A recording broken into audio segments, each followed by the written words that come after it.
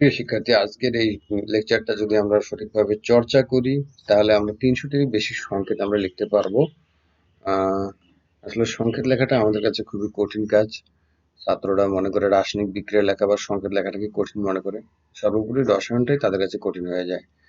তো এই বিষয়টাকে সহজ করার জন্য আজকে আমি আছি, দেখি কি করা যায়, তাই না? তো আমি হামিদুজ্জামান, ইন্সট্রাক্টর রসায়ন, সরকারি টেকনিক্যাল স্কুল ও কলেজ, রংপুর। তো পুরো পৃথিবীতে আমরা যা কিছু দেখছি এবং যা কিছু দেখি না, এর বাইরে তো পৃথিবী নেই, তাই না? তো পৃথিবীর মধ্যে সমস্ত পৃথিবীটাকে যদি আমরা ভাগ করতে চাই তাহলে আমরা দুটো ভাগে ভাগ করতে পারি। একটি হচ্ছে পদার্থ, আর একটা হচ্ছে শক্তি। এর বাইরে কিন্তু আর পৃথিবীতে কিছু নেই।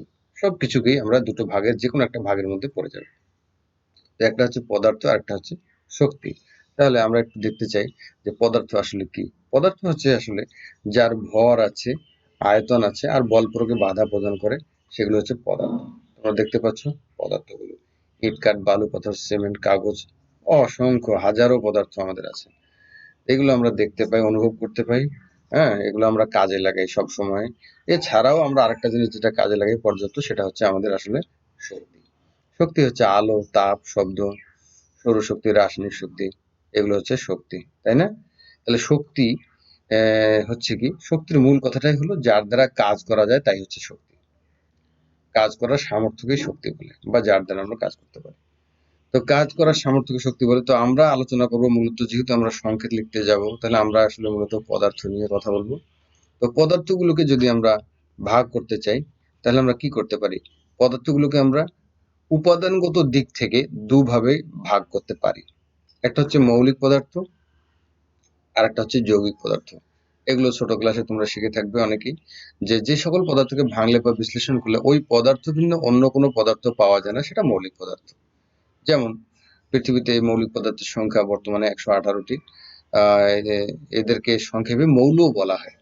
এখন মৌলিক পদার্থের নাম আমরা জানি অনেকগুলো, আমি কয়েকটা উদাহরণ হিসেবে দিয়েছি এখানে। Hydrogen, oxygen, nitrogen, carbon, helium, sodium, potassium, rubidium, caesium, francium. তাহলে যৌগিক পদার্থ কারা? এই যে সকল পদার্থকে ভাঙলে বা বিশ্লেষণ করলে একাধিক মৌলিক পদার্থ পাওয়া যাবে, অর্থাৎ এই যে যে মৌলিক পদার্থগুলো আমরা ১১৮টার কথা বলেছি, এরকম একাধিক মৌলিক পদার্থ পাওয়া যাবে, তখন সেটাকে হবে যৌগিক পদার্থ।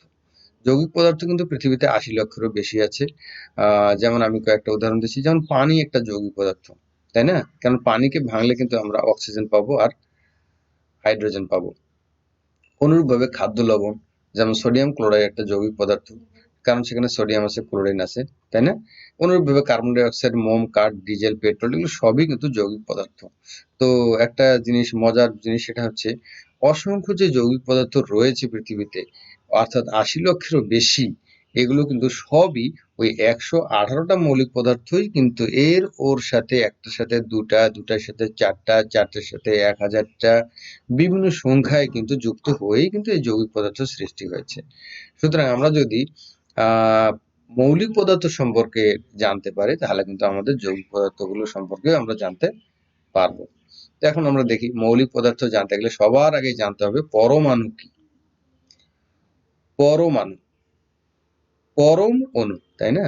অণু বলতে ক্ষুদ্র কণাকে আমরা বোঝাই, আর পরম মানে অত্যন্ত। তো পরমাণু মানে অত্যন্ত ক্ষুদ্র কণা, মৌলিক পদার্থের ক্ষুদ্রতম কণা। মৌলিক পদার্থের ক্ষুদ্রতম কণা, যার স্বাধীন অস্তিত্ব নেই, এবং এরা একে অপরের সাথে কি করে? একে অপরের সাথে যুক্ত হয়ে বিভিন্ন ধরনের যৌগ গঠন করে, তাকে আমরা মৌলিক পদার্থ বলি। মানে একটু আগেই বলেছিলাম যে যৌগিক পদার্থ সংখ্যা পৃথিবীতে ৮০ লক্ষের বেশি। দেখো, মৌলিক পদার্থগুলো যদি স্বাধীন থাকতো, কারোর সাথে যুক্ত হওয়ার আগ্রহ না থাকতো, তাহলে কিন্তু এত অধিক সংখ্যক যৌগিক পদার্থ তৈরি হতো না। তাহলে আমরা বলতে পারি মৌলিক পদার্থের স্বাধীন অস্তিত্ব নেই। আর নেই বলেই এরা একে অপরের সাথে যুক্ত হয়ে বিভিন্ন ধরনের যৌগ গঠন করে। তো তাকে আমরা বলবো পরমাণু। ঠিক আছে? পরমাণু, এই পরমাণুগুলোকে যখন আমরা সংকেতের দিকে এগিয়ে যাই, অর্থাৎ যখন আমরা কোনো সংকেত লিখতে চাই, তখন কিন্তু পরমাণুর প্রতীকগুলো দিয়েই কিন্তু সংকেত লিখতে হবে। তাহলে আমরা এখনই জেনে নিই, তাহলে প্রতীক কি, তাই না? তাহলে মৌলিক পদার্থের পরমাণুগুলোকে সংক্ষেপে যে চিহ্ন দ্বারা, সেই চিহ্নটাই হচ্ছে ইংরেজি বর্ণমালা দ্বারা আমরা প্রকাশ করি। তো সংক্ষেপে যে চিহ্ন দ্বারা প্রকাশ করা হয় তাকে বলা হয় প্রতীক। হ্যাঁ, প্রত্যেকটা পরমাণুর জন্য কিন্তু আলাদা আলাদা প্রতীক রয়েছে। আমি একটু আগে বলেছি 118টা মৌল এখন পর্যন্ত আবিষ্কৃত হয়েছে। প্রত্যেকেরই জন্য আলাদা আলাদা প্রতীক রয়েছে, আর প্রতীককে ইংরেজিতে বলে সিম্বল। তো প্রতীকগুলো আমি এখানে 30টা প্রতীক দেখো তোমাদের জন্য দিয়ে দিয়েছি, 1 থেকে 30 পর্যন্ত, হাইড্রোজেন থেকে জিঙ্ক পর্যন্ত। এগুলো তোমরা অবশ্যই হাইড্রোজেন থেকে জিঙ্ক এই মৌলগুলোকে ধারাবাহিকভাবে মুখস্থ রাখবা। হ্যাঁ, hydrogen, lithium, beryllium, boron, carbon, nitrogen, oxygen, fluorine এভাবে ধারাবাহিকভাবে মুখস্থ রাখবা। কিছু মৌলিক জিনিস মুখস্থ না থাকলে কিন্তু বন্ধুরা আসলে আমরা রসায়নটাকে সহজ করতে পারবো না, তাই না? এবার আমরা পরমাণু সম্পর্কে কয়েকটা গুরুত্বপূর্ণ তথ্য জেনে নিই। এই কথাগুলো পরমাণু সম্পর্কে আমাদেরকে মেনে নিতে হবে বা মনে রাখতে হবে। সেটা হচ্ছে, সাধারণ অবস্থায় পরমাণু অবিভাজ্য, নিউক্লিয় বিক্রিয়ায় পরমাণু বিভাজ্য।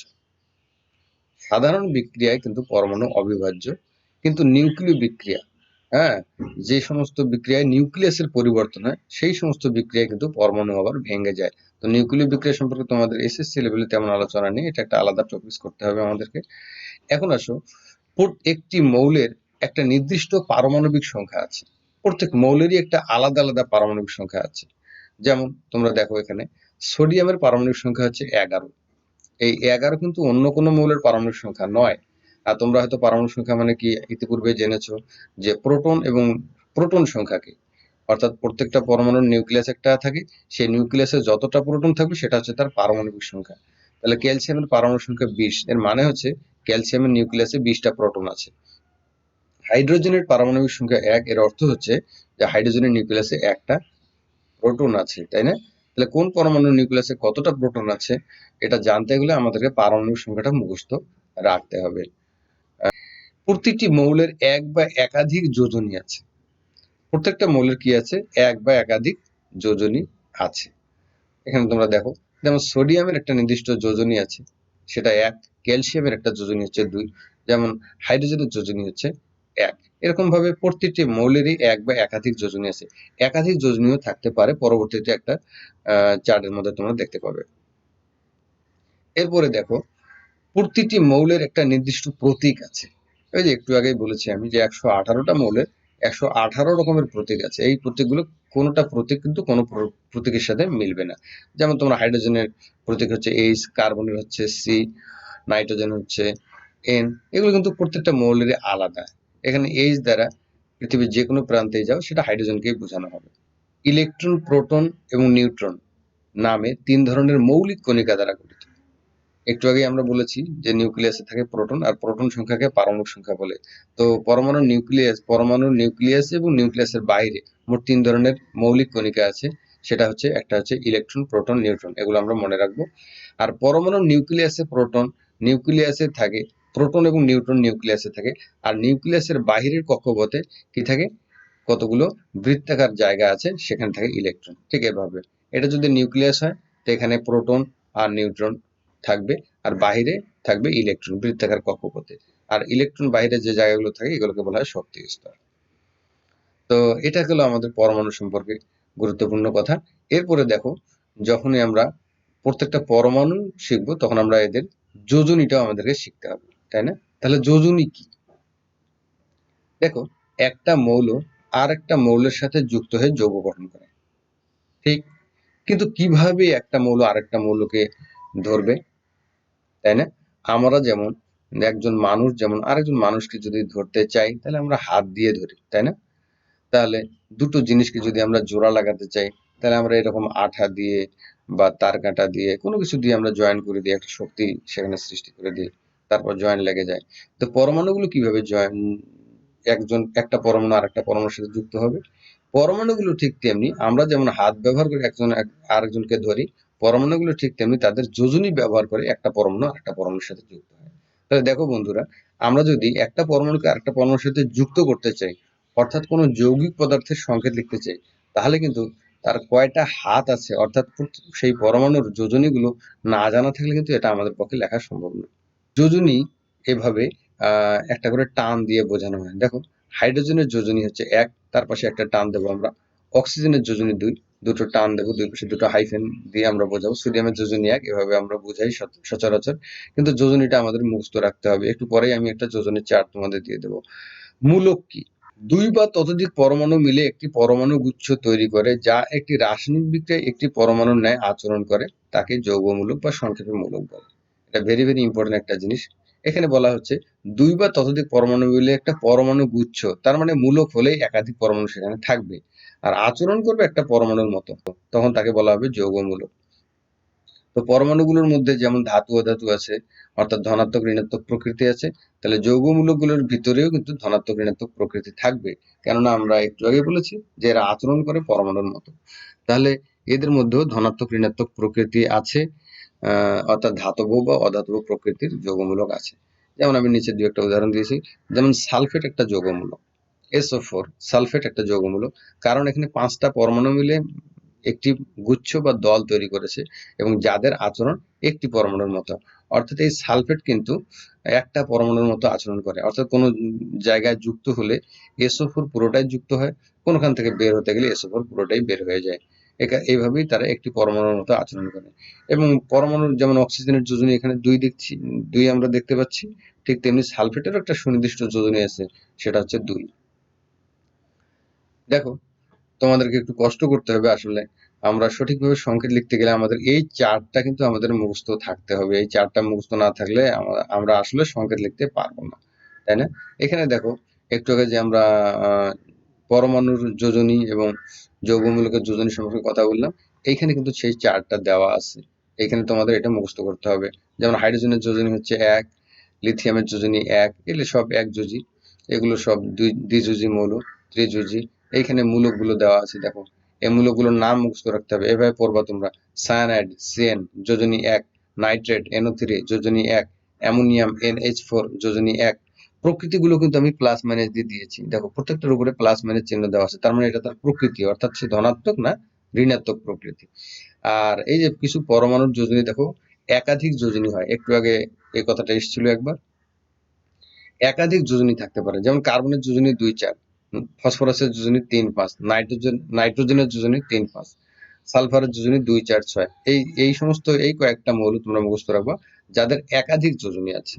সবচেয়ে বেশি যোজনী হচ্ছে সালফারের 2-4-6, তাই না?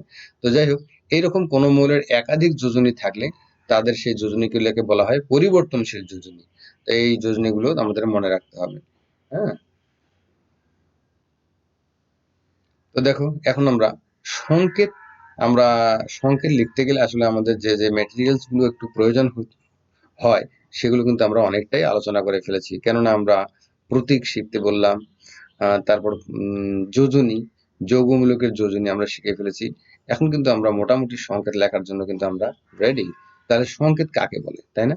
সংকেত হচ্ছে কি, মৌলিক বা যৌগিক পদার্থের অণুতে কি কি পরমাণু কতটি আছে তা প্রতীক এবং যোজনী ব্যবহার করে প্রদর্শন করাকেই সংকেত বলে। আমরা সংক্ষেপে বলতে পারি এইভাবে যে পদার্থের অণুকে, মনে রাখবা পদার্থের কিন্তু অণু, পরমাণু নয়, পরমাণু হলে কিন্তু প্রতীক হয়ে যাবে, আমরা লিখতে যাচ্ছি সংকেত।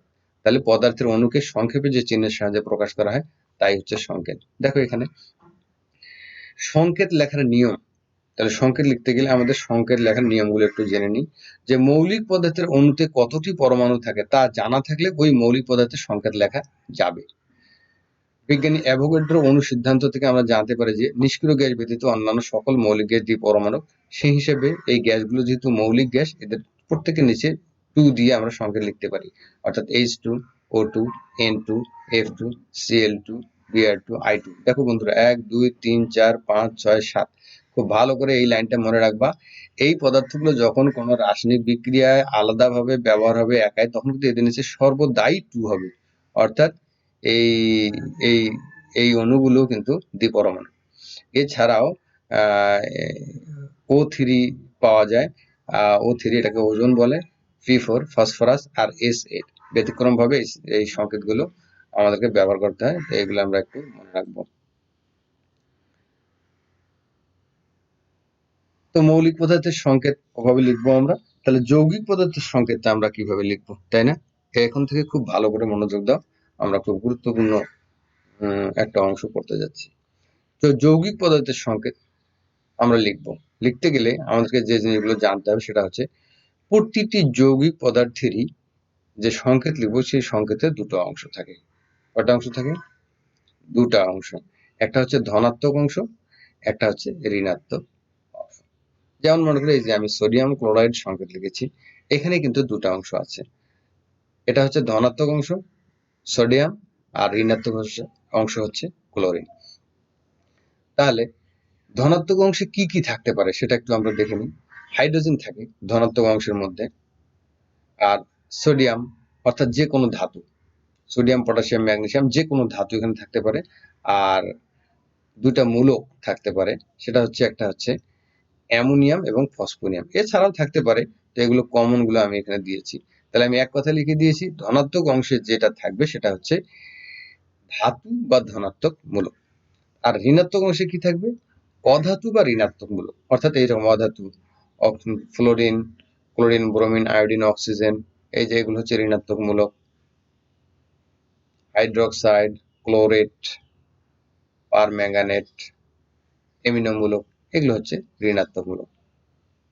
তো এই যে একটা ধনাত্মক অংশ এবং একটা ঋণাত্মক অংশ, এই দুটো পাশাপাশি বসেই কিন্তু একটা সংকেত তৈরি হবে, যেমন সোডিয়াম ক্লোরাইড তৈরি হচ্ছে। কোনো অণুর সংকেত লেখার সময় খেয়াল রাখবে যেন সংকেতে ধনাত্মক যোজনী এবং ঋণাত্মক যোজনী সমান হয়। দেখো, আমরা একটা ধনাত্মক যোজনী, ধনাত্মক অংশ লিখবো, তারপরে একটা ঋণাত্মক অংশ লিখবো। তো একটু আগে আমরা শিখেছি যে প্রত্যেকটি পরমাণু বা মূলকের যোজনী আলাদা আলাদা আছে, তাই না? তাহলে এই দুই অংশের যোজনী কিন্তু আমাদের কি হতে হবে? সমান হতে হবে। অর্থাৎ ধনাত্মক অংশ ঋণাত্মক অংশের যোজনী সমান হতে হবে। হ্যাঁ, তা এই যে সমান করতে গেলে আমরা কিছু নিয়ম মেনে চললেই যোজনী সমান হয়ে যায়। দেখো কিভাবে সংকেত লেখার জন্য আমরা এটা প্র্যাকটিস করি। ধনাত্মক অংশের যোজনী এবং ঋণাত্মক অংশের যোজনী সমান হলে, হয় না বন্ধুরা? ধনাত্মক অংশ ঋণাত্মক অংশের যোজনী সমান হয় না? হয়। তো সেক্ষেত্রে সংকেতে যোজনী উল্লেখ করতে হবে না। উদাহরণ দিয়ে দেখিয়েছি। যেমন ধনাত্মক অংশ ধরলাম এ এবং তার যোজনী হচ্ছে এক্স, আর ঋণাত্মক অংশ হচ্ছে বি আর তার যোজনী হচ্ছে ওয়াই, এবং এক্স এবং ওয়াই যদি দুটাই সমান হয়। কিরকম? যেমন সোডিয়ামের যোজনী হচ্ছে এক, ক্লোরিনের যোজনী হচ্ছে এক। তাহলে ধনাত্মক ঋণাত্মক অংশ উভয় অংশের যোজনী সমান। তাহলে আমাদেরকে কোনো যোজনী উল্লেখ করতে হবে না, আমরা ডাইরেক্ট লিখে দেবো NaCl, অর্থাৎ যোজনী ছাড়াই। আবার একটা উদাহরণ দেখো, এখানে ম্যাগনেসিয়াম অক্সাইডের সঙ্গে লিখেছি। আমরা কিভাবে লিখেছি? ম্যাগনেসিয়ামের যোজনী কত? 2, অক্সিজেনের যোজনীও 2, তাহলে উভয় অংশের যোজনী সমান, তাহলে সংকেত হবে MgO। এরপরে দেখো, ধনাত্মক অংশের যোজনী এবং ঋণাত্মক অংশের যোজনী যদি সমান না হয়, তাহলে সংকেত লেখার ক্ষেত্রে আমরা কি করব? তাদের যোজনীটাকে বিনিময় করে দেব। কিভাবে? তোমরা এটা খেয়াল করো খুব মনোযোগ সহকারে। ধনাত্মক অংশের যোজনী এ এর যোজনী ধরে নিলাম এক্স এবং বি এর যোজনী হচ্ছে ওয়াই। এক্ষেত্রে কিন্তু এক্স ওয়াই সমান নয়, তাহলে সংকেতটা কি হবে? AY BX, অর্থাৎ এ এর যোজনীটা যাবে বি এর কাছে, আর বি এর যোজনী ওয়াই সেটা আসবে এ এর নিচে। এভাবে দিলেই কিন্তু ধনাত্মক অংশ এবং ঋণাত্মক অংশের যোজনী কিন্তু সমান হয়ে যাবে বন্ধুরা। তো সেজন্য আমরা এটাকে সংক্ষেপে বলেছি যে যোজনীটা কি হবে? বিনিময় হবে। এটার আমরা দুই একটা উদাহরণ দেখি। দেখো, অসমান যোজনী, ম্যাগনেসিয়ামের যোজনী হচ্ছে 2 আর ক্লোরিনের যোজনী হচ্ছে 1, অসমান যোজনী। তাহলে আমাদের এই নিয়ম মতে আমরা কি হবে? ম্যাগনেসিয়ামের যোজনীটা পাবে ক্লোরিন, আর ক্লোরিনের যোজনীটা পাবে ম্যাগনেসিয়াম। ঠিক সেটাই করা হয়েছে। দেখো, ম্যাগনেসিয়ামের যোজনী 2 সেটা দেওয়া হয়েছে ক্লোরিনের নিচে, আর ক্লোরিনের যোজনী হচ্ছে 1, সেটা ম্যাগনেসিয়ামের এখানে দেওয়া হয়েছে। আসলে 1 উল্লেখ করতে হয় না, তাই আমরা লিখিনি। আরেকটা উদাহরণ দেখো, আমরা সবাই জানি পানির সংকেত হচ্ছে H2O, কিন্তু কিভাবে এলো এই সংকেতটা আমরা জানি না, তাই না? দেখো, হাইড্রোজেনের যোজনী হচ্ছে 1 আর অক্সিজেনের যোজনী হচ্ছে 2, তাহলে পানির সংকেত এটা হবে, নিশ্চয়ই এটা হবে, তাই না? কেননা হাইড্রোজেনের যোজনীকে আমরা অক্সিজেনের নিচে 1 দিয়েছি, আর অক্সিজেনের যোজনী 2 কে আমরা হাইড্রোজেনের নিচে দিয়েছি। তাহলে এটা একটা নিয়ম গেল। এখন বলা হচ্ছে যে যোজনী বিনিময় করার পর, এরকম ভাবে যোজনী বিনিময় করলাম, করার পর যদি একই সংখ্যা দ্বারা ভাগ যায় তাহলে করতে হবে। এটার উদাহরণ খুব বেশি পাওয়া যায় না, এই উদাহরণটা তোমরা একটু দেখিও। সেটা হচ্ছে যেমন কার্বনের যোজনী 4, অক্সিজেনের যোজনী 2, যথারীতি যোজনী বিনিময় করে লিখলাম আমরা এটা। কিন্তু লেখার পরে দেখা যায় এই 2 এবং 4 কে 2 দিয়ে কাটাকাটি করা যায়। কাটাকাটি করলে 2 কে 2, 2 দুগুণ 4, অর্থাৎ CO2 হয়, তাই না? অর্থাৎ 2 দিয়ে 4 কে কাটলে এখানে একটা 2 হয়, অতএব সংকেতটা হচ্ছে CO2। এইভাবে আমরা সংকেত লিখতে পারি, তাই না? এখন দেখো, আমরা অনেকগুলো সংকেত, আমি ওই অধ্যায়ের শিরোনাম দিয়েছিলাম যে 300-র অধিক সংকেত তোমরা লিখতে পারবা। দেখি এখন সেটা পারি কি না। তোমাদেরকে খাতা কলমে এটা প্র্যাকটিস করতে হবে। আর পূর্বের অর্থাৎ এই লেকচারের প্রথম অংশে যে যোজনী, প্রতীক এগুলো কিন্তু মুখস্থ যদি থাকে, সংকেত লেখার নিয়মগুলো যদি আমরা জানা থাকে, তাহলে কিন্তু এখন থেকে সংকেত লিখতে আর কোনো সমস্যা হওয়ার কথা না। তাহলে দেখো, আমরা যে সংকেত লিখি বিভিন্ন পদার্থগুলো, তার মধ্যে প্রচুর লবণের সংকেত লিখি, অ্যাসিডের সংকেত লিখি, ক্ষারের সংকেত লিখি। তো আমি 3 শ্রেণীর যৌগেরই কিছু ফরম্যাট দিয়ে দিচ্ছি। তোমরা আজকের পর থেকে ইনশাল্লাহ বেশ কিছু সংকেত তোমরা নিজেরা লিখতে পারবা। তো প্রথমে আমি দিলাম লবণের সংকেত লেখার সূত্র 1। অর্থাৎ 1 নাম্বার সূত্রে আমি কি বলছি, যে লবণ সংকেত লিখতে গেলে এই ফরম্যাটে আমরা লিখতে পারি। অর্থাৎ ধাতু প্লাস হ্যালোজেন সমান সমান লবণ। যে কোনো ধাতুর সঙ্গে হ্যালোজেন আমরা যুক্ত করব, তাহলে এটা একটা লবণ হবে। হ্যাঁ, মনে থাকবে? তাহলে দেখো, এখানে ধাতু আমি দিয়েছি lithium, sodium, potassium, caesium, magnesium. তোমরা যে কোনো ধাতু দিতে পারো, এটার বাইরেও আরো ধাতু আছে। আর এখানে হ্যালোজেন বলতে পর্যায় সারণীর 17 নম্বর গ্রুপের 4টা মৌলকে হ্যালোজেন বলা হয়: ফ্লোরিন, ক্লোরিন, ব্রোমিন, আয়োডিন। তাহলে দেখো, এখানে আমি 4টা হ্যালোজেন নিয়েছি। এখানে 12টা ধাতু আছে, 4টা হ্যালোজেন আছে। তাহলে 4 12 48টা লবণের সংকেত হবে বন্ধুরা। তাহলে কিভাবে সংকেতগুলো হবে আমি কয়েকটা উদাহরণ দিয়ে দিচ্ছি। মনে করো আমি এখান থেকে নিলাম পটাশিয়াম, যার যোজনী হচ্ছে 1। আর এখান থেকে আমি নিলাম ফ্লোরিন, ফ্লোরিনের যোজনীয় 1। তাহলে আমরা একটু আগে সংকেত লেখা শিখলাম, উভয় অংশের যোজনী সমান হলে যোজনী উল্লেখ করতে হবে না। তাহলে সংকেত হবে KF এবং নাম হবে পটাশিয়াম ফ্লোরাইড। অনুরূপভাবে আমরা ধাতব অংশ থেকে নিলাম জিঙ্ক, যার যোজনী 2। আর এখান থেকে নিলাম আমরা ক্লোরিন, যার যোজনী হচ্ছে 1। তাহলে এটার নাম হবে জিঙ্ক ক্লোরাইড। বন্ধুরা একটু বলে রাখি, যে ধাতুর সাথে যখন এই যে ফ্লোরিন, ক্লোরিন, ব্রোমিন, আয়োডিন এগুলো যুক্ত হয়, তখন তাদের নামটা হয়ে যায় এদের ছোট্ট নাম। অর্থাৎ ফ্লোরিনের ছোট নাম হচ্ছে ফ্লো, তার সঙ্গে রাইট। অনুরূপভাবে ক্লোরাইড, ব্রোমাইড, আয়োডাইড, এটা মনে রাখবো তোমরা। অনুরূপভাবে বেরিলিয়ামের সংকেত লিখেছি এবং ম্যাগনেসিয়ামের সংকেত লিখেছি। সবগুলোর সংকেতের নামকরণ একই সিস্টেমে করা হয়েছে এখানে। এরপরে দেখো, আমরা আরো 108টা লবণের সংকেত শিখবো এবার। কিভাবে? ধাতুর সাথে ঋণাত্মক মূলক দেব। তবে মনে রাখবা, ওএইচ মূলকটাকে বাদ দিতে হবে এখানে। ওএইচ মূলক কিন্তু আমরা এখানে দেব না। ওএইচ মূলকটা দেখো অন্য কোথাও যে আমরা ব্যবহার করব।